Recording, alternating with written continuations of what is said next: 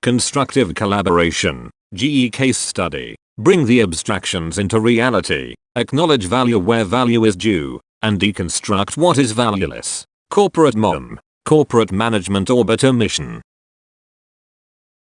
Copyright, CorporateMOM, corporate management orbit mission. Good morning, friends.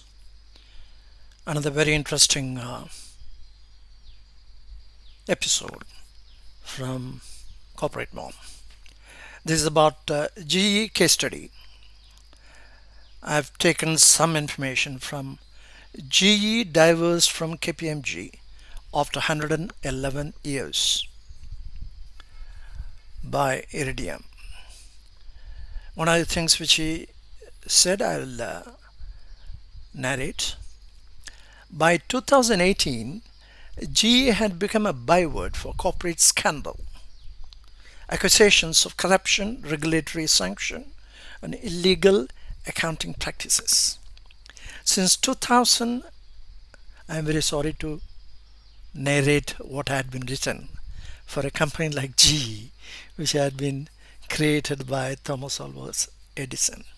He said, I have never failed in my attempts except I have taken 2000 steps. It's quite amazing for me to read it, but anyway, this is what it is. We have to be very clear about it.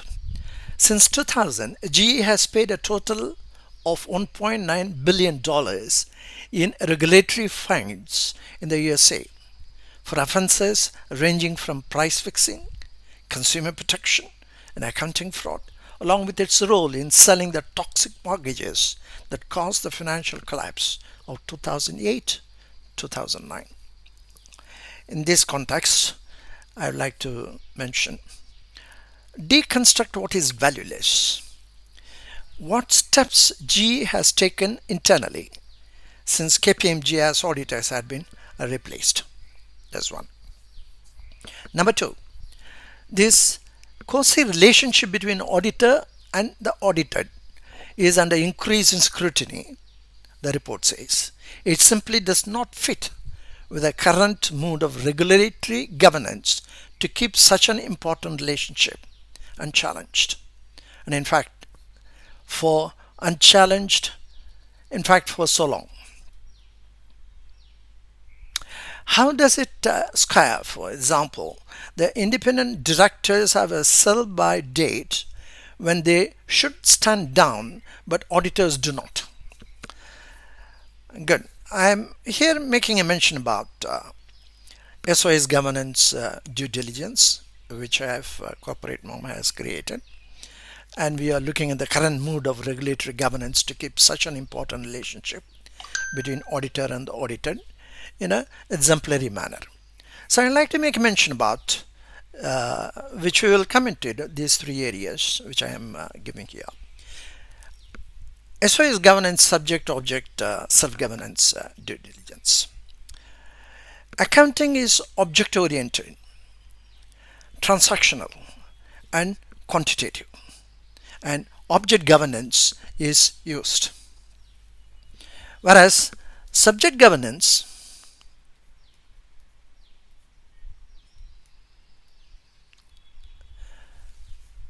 accountability is subject-oriented, non-transactional, and qualitative, and subject governance is warranted. This is number two. Number three, GE said Deloitte and Touche will take over for KPMG after KPMG signs off on GE's 2020 financial statements. That was in June 22, 2020 from barons.com. Constructive values is the third factor which I'm looking at.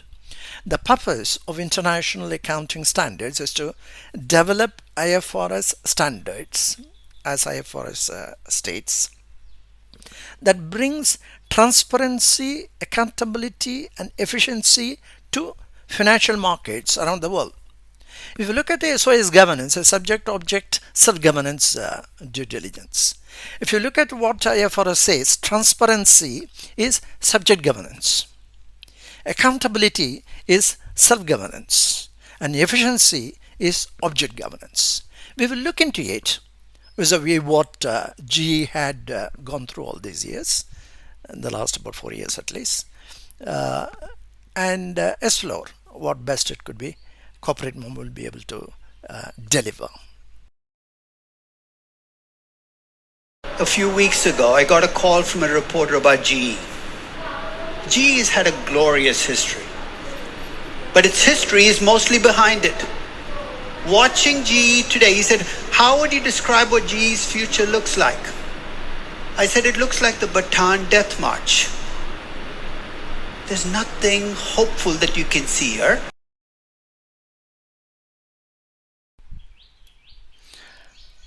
I found a similarity between the corporate life cycle and the IQ of knowledge, birth and death. One thing is to come to know the giants biting the dust during the 2008 fiasco, or even now, SVB or FTX. Another thing is to say for GE, there's nothing hopeful that you can see here. CorporateMOM finds fault with Professor Ashworth and Carlos Castaneda for having forgotten the term rebirth. What is bad for GE can be bad for IBM or Accenture. If GE or Ford disappear, they are not going to go down alone, would take their service providers as well.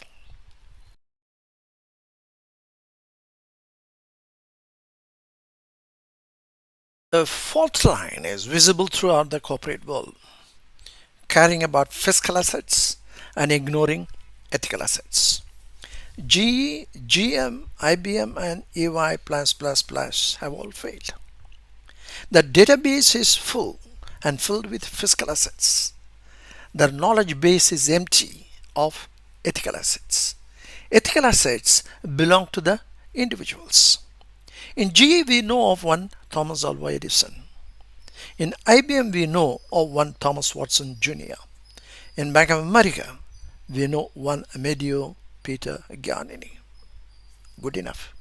We can rebuild the entire corporate world. Locate the ethical assets in your company. Defy the old age corporate. Here I would like to bring up a role of auditors. As I said earlier in the report, it simply does not fit the current mood of regulatory governance to keep such an important relationship unchallenged and intact for so long. 125 years actually. Critical area of insight into the role of auditors emerges from the accounting standard IAS 38. The intangible asset, which was published in 1998. I later have a look at it, my work details about it, from the exposure draft to emergence of accounting standard IAS 38 on intangible assets. That is a mark before and after. Before 1998, what was the position of the auditors, role of auditors, and what it is now after 1998 is good enough even today. So I organize the whole of 1998 before as GRACE, GRACE, of the role of auditors, governance, responsibility, authority, credibility, and enabled balance sheets. Enablement is the one for E. Governance, I said IAS 9, the instruments by which governance could be administered by the audit profession, stood up to the pressure. There was a commendable role IAS played over the years. The balance sheet had come to be relied upon as the most reliable record of activities transacted by individual companies globally. Responsibility. Setting a precedence for taking responsibility, audit firm Pitt Marwick Mitchell, today it is KPMG, undertook the responsibility of clearing their name by appointing of the young for the peer review of their auditing practices. It's the only one it has ever happened. 3. Authority. Industry was made aware that they had no other recourse than to get the approval from professional accounting bodies through published accounting standards. for any inclusion or change of balance sheet items. This meant that a journal entry at the corporate level needed prior approval from the accounting governing body. Governance was at its best. The industry is looking for approval for capitalization of R&D costs, be it aerospace, pharmaceuticals, automobile, hardware, were all for an end product that was a tangible item. Accounting firms armed with IAS 9 would have had no difficulty in verifying the product, as well as the costs related to R&D capitalization. IAS 9 had emerged after due diligence. Credibility. Young, another major auditing firm, had gained the trust of society to audit practices of another major firm, which is Young. The auditing firm had the credibility. That's why they could do the thing for another company. Society was naturally agitated over the several scandals that erupted during that period, forcing an FCPA to emerge. There are various factors, Penn Central to whatnot. That is why Pitt Mitchell's man in charge took the initiative to be auditing the auditing practices by another auditing firm. Enabled balance sheet. It was at this time that the balance sheet emerged as the enabled instrument. So if you look at the grace as such, the grace is very nicely put by the auditors. The role of auditors were exemplary.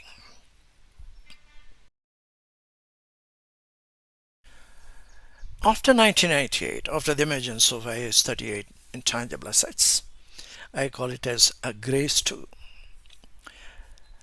When this version 2 of grace, G for governance, the audit profession lost its control of governance over the accounting standard on account of IAS 38 being published without the keyword intangible being defined.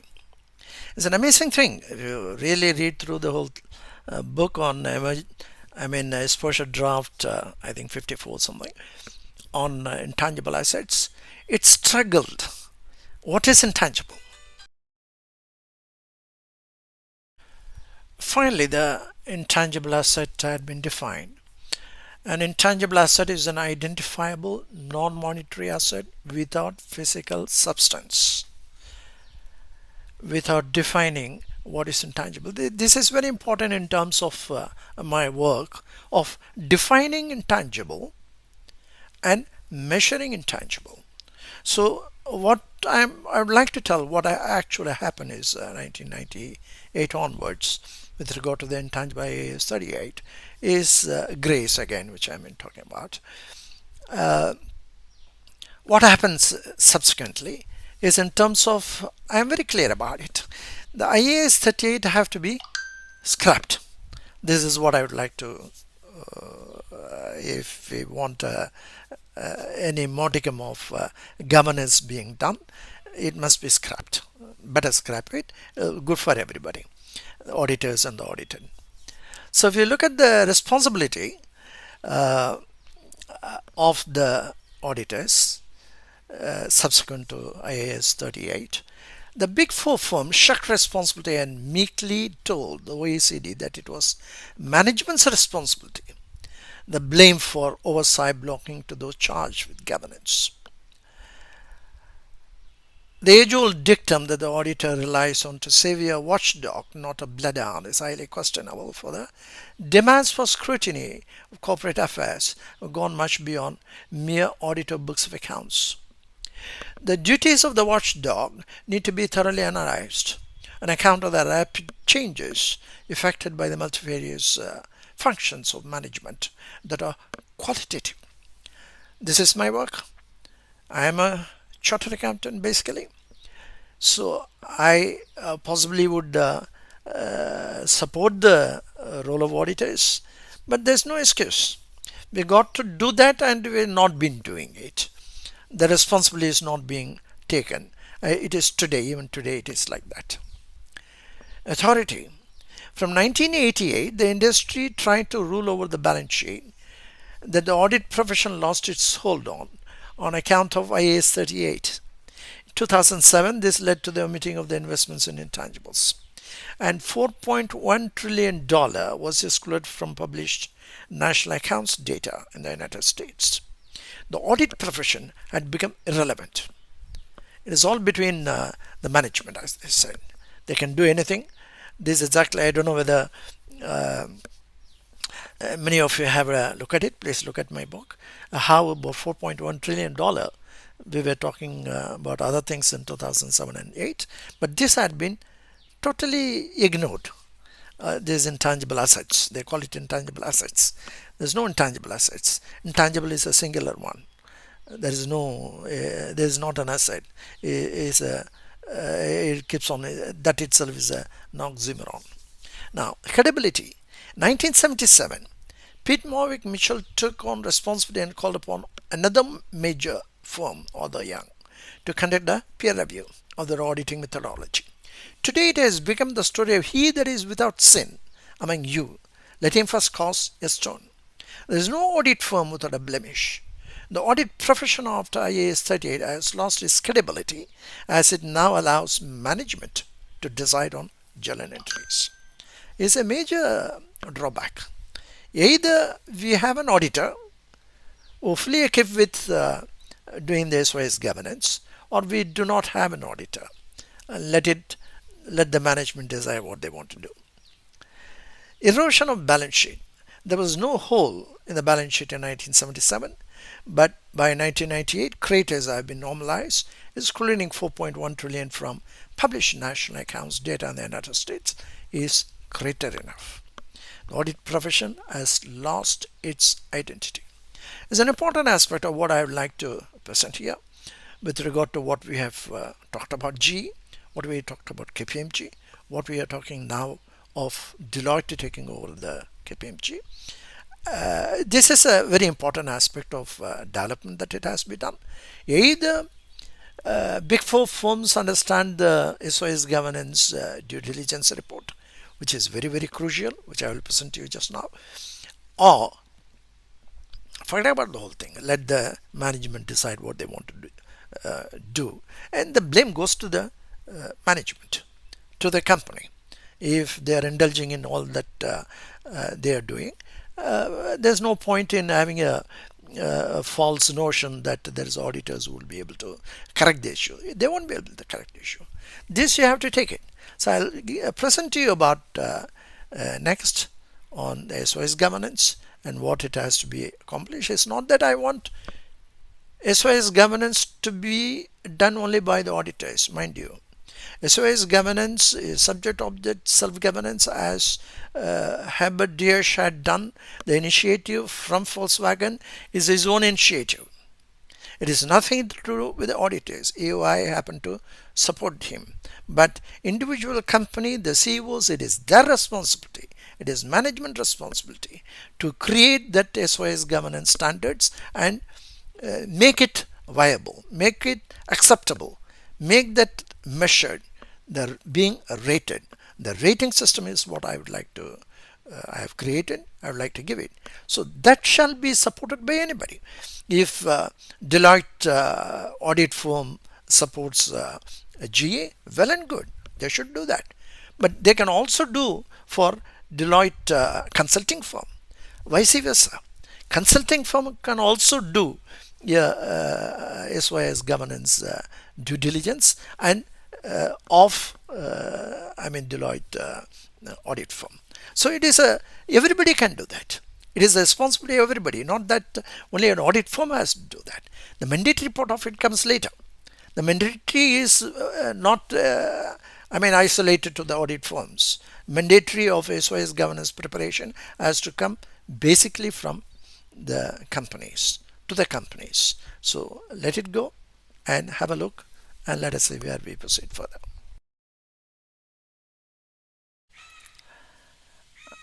I'm giving here, if you look at the framework, fiscal and ethical co-responsibility framework, track of entanglement, subject, object, self, SOS governance, sustainability report to come from the investee company by merit measure, record, implement, and track. What is very crucial and important is that an investor company may look for $100 million. If they don't govern, we are not going to analyze and track your profit and loss account or balance sheet. That is secondary compared to how you govern. Governing is what is being given here. Strategy plan of 2030, fiscal, corporate governance and risk management. How you do that. Earnings is what we are talking about, mainly of P&L and balance sheet. And third is accounting quality and management quality. That's what we are looking at in a strategy plan, in the fiscal responsibility, in ethical responsibility, establishing corporate culture, and policies and regulatory compliance. And this is very important, how you do that. And the strategy plan will take into account the efficiency, no doubt, that is a fiscal responsibility. The most important thing is co-responsibility, is what you owe the society. That is being brought scientifically, like a atomic structure. It is corporate atomic structure, where investing company has to look for. Change your structure according to what I have suggested. CorporateMOM is corporate management orbiter mission. Something is orbiting your company. There are 200 fiscal assets. There are 200 qualitative and quantitative elements of management, in terms of, you call one as a process block. Profit and loss account, profit is one process block. Paying to the company officials is about one other process block. Employee cost, like that, everything is a process block. Like that, you have insider trading, code of conduct. That's another type of process block. Like that, there are 200. The 188 belong to this framework. It belongs to the qualitative elements of management, whereas 12 is only the quantitative elements of management. You may have a 10 crore turnover today, and it will become 10,000 crores tomorrow is possible. But your number of process blocks remain the same. Your profit and loss account, the number of elements that you are analyzing is not going to change. That will remain the same, irrespective of what the volume is. It's not the case with 188.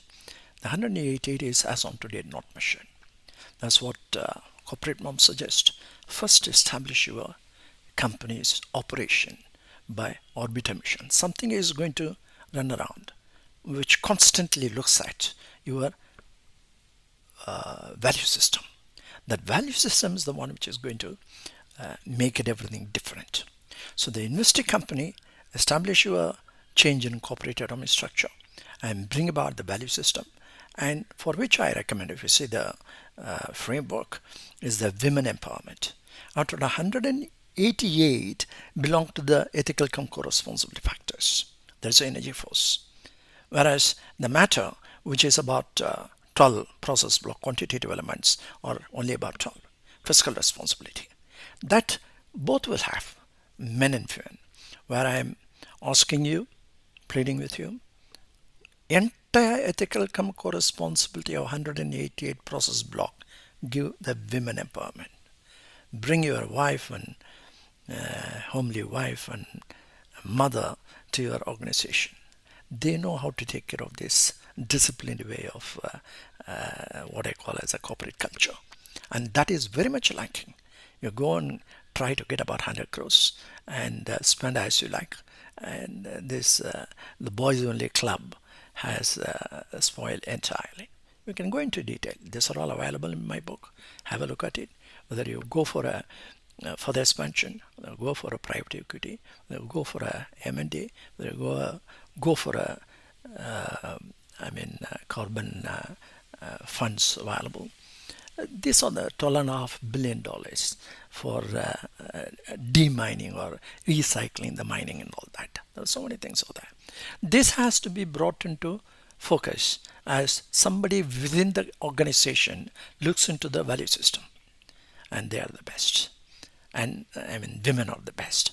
So go ahead and have a look at it and establish any company that you want to invest. You are an investor. This is for Bhavish. You are investing in some company. Make sure you create this SYS governance standards. SYS is the important thing, subject, object, self-governance, and merit, measure, record, implement, and track your fiscal and ethical co-responsibility. Then you are through. Your money is very important, and it is not your money is very important to you, but their returns on investment is important to the society. It will grow. 100 million can go to 1 trillion. It's possible, but value system is what you have to look at. Please go ahead. Thanks. I have attached my book. Every company who wants to get invested, go for investment, or read the book. Very good analysis in terms of what the framework looks into and how it is being tracked. Tracking system is what you have to establish. Thank you. If you look at the corporate life cycle prepared by Professor Ashworth, it's an interesting study. It is being given in terms of multiples of 2. Startup and young growth, and high growth, mature stable, and on the decline.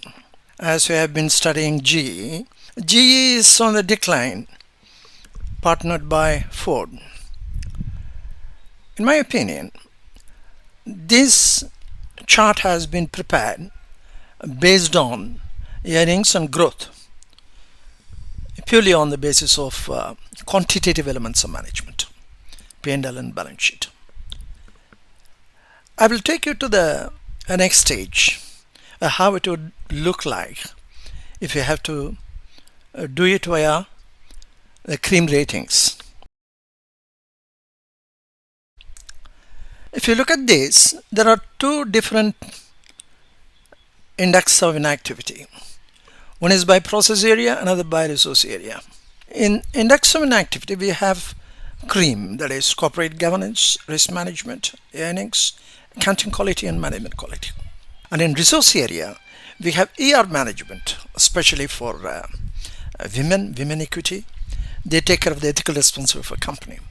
Then force fiscal responsibility people.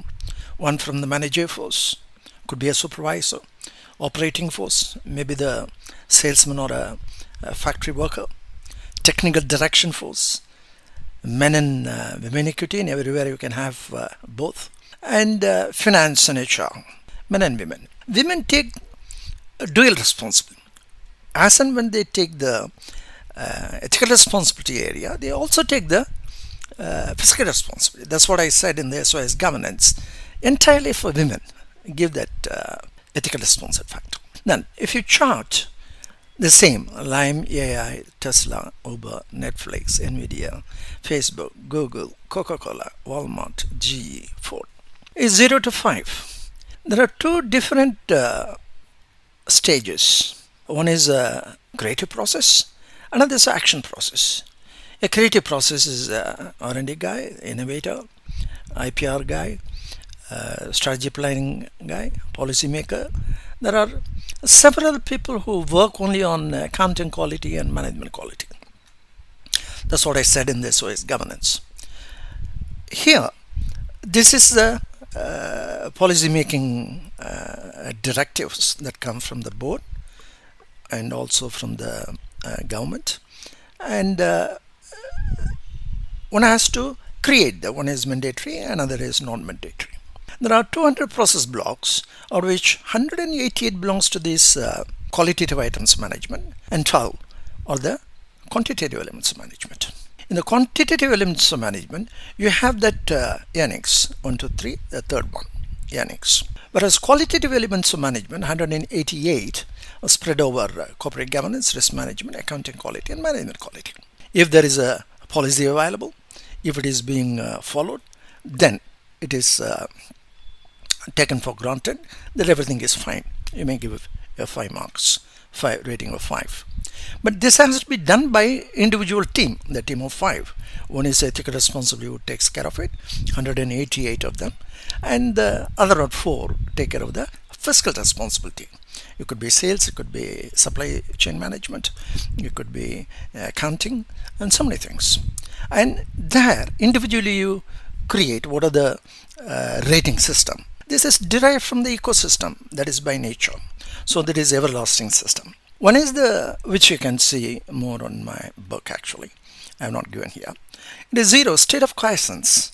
That is, nothing is happening around. It's all idea. Then you get a conceptual idea. Then you communicate, you form a team, you formulation the policies and bring out a substance of quality. So Strategy Plan 2030 is very critical in terms of bringing what we want to do in 2030, and you bring it back by the action process. If the substance of quality or a strategy plan has been made well, and if you are not acting upon it, this is gross, whereas the creative policies is very subtle, subtler than the subtle. It starts with subtler than the subtle. Whereas in the action process, you got to, if you're not going to make use of the substance of quality or IPR or policy, then that particular one is in a state of insentience. Like that, there are about 200 process blocks in 188 being the qualitative. Then same is in terms of conceptual, communication, formation, formulation, and the final one is a task accomplished. If it is a sales team, there are about 6 stages of transformation from 0 to 100. Make below 0 and above 100. You have 6 stages. Every 25% you can add to either conceptual. If your target is 100, more than 100 you get about 5. If the particular sale happens for a particular product, anything, nothing happens, is below 0 instead of insentience. So we are having a very thorough ecosystem established, connected to the nature. That is the important. So if you look at GE as such, GE has got various indicated Ford and GE as on the decline. I believe that is being based on the ex post facto quantitative elements, P&L and balance sheet. But that's not the case. If you really look into find out the reason why it is nothing has been done, or as is being reported about the scandals and other things and all that, you got to look at the corporate governance, risk management, accounting quality, and management quality. These 188 elements have to be measured. When you measure that, they are the raw materials for your earnings. The reason why Ford or GE are on the decline is because of lack of these qualitative elements of management being measured. That is being connected to the resource area. There's only one resource for any company, anybody. That is human resource, nothing else. That is the pulsating energy. That is the return on intangible. How each individual unit is being carried by a team of people, one taking care of the ethical responsibility, another 4 taking care of the fiscal responsibility. Each is works independently, but they are yoked together. So each team is, you get 0 to 5. So if you look at the GE, and what is the 0 to 5 in individual? Who are the people? So you create a matrix which is equal. That is the rating for this resource area and the rating for the process area or intermingle. And when it is being done, you have connectivity in terms of who did what. That's why the 2030 strategy plan is very important. And the 4th stage, that is when formulation, it is the most important stage where a substance of quality is created, where it is being acted upon subsequently. The creative process, I would say, is the intellectual value capital of the company, and the action process is performance value. So you have the performance index of each and everybody. It could be 5, it could be 0. So in a particular team, it could be 25, which is 5. It could be 24, it should be only 4. It could be 0, so it could be anything. That is the one which we indicate on this on Google or Coca-Cola or Walmart or GE. So you have a comprehensive intermingled rating system which will be able to identify the cause of lower earnings or higher earnings. And this is the one which I like to suggest for Deloitte to go and do it for GE if it is already not being done. Thanks a lot. Here you'll see the different industries: aerospace, automotive, banking, utilities. I extracted from Wipro. How many number of industries that you are dealing with? Capital markets, and so many. Why CorporateMOM is very highly advanced methodology of ratings. It is a single denominator with the same goal for all, so that goal congruence is achieved. Goal congruence I remember to have seen first in Anthony Daniel Mansell Management Control Systems. That was around 1965. Do you have the goal congruence? Do we have a different goal for different people, different industries, banking, aerospace, and utilities, and whatnot? What are the struggles that we have? Ultimately, we are having a major problem in terms of coming out with the corruption, other things, and so many scandals and whatnot. So basically, the consultants like Wipro has given various aspects of that industry which they are dealing, will find it very difficult in going one to the other and trying to satisfy everybody. Have a common one, a common denominator which is written on the intangible, and spread it across all industries and commerce. CorporateMOM has come out with an everlasting metrics and benchmarks. It is something very good, common for everybody, every industry. There is even, in fact, Wipro is not mentioning anything about the education. Education is that. Universities, everything can be taken into account, and make it easy for yourself. Here I'm repeating what I had given earlier. Project Delete: education, learning, implementation, training, execution. Constructive collaboration. Again, about articles which would, like for example, I have referred here on GE throughout a corporate life cycle, a key of knowledge. More information will be available. I have given the QR codes. So please do have a look at it, and continue to support my work. This I feel is going to be good for all of us, and let us have a look at it. Thank you.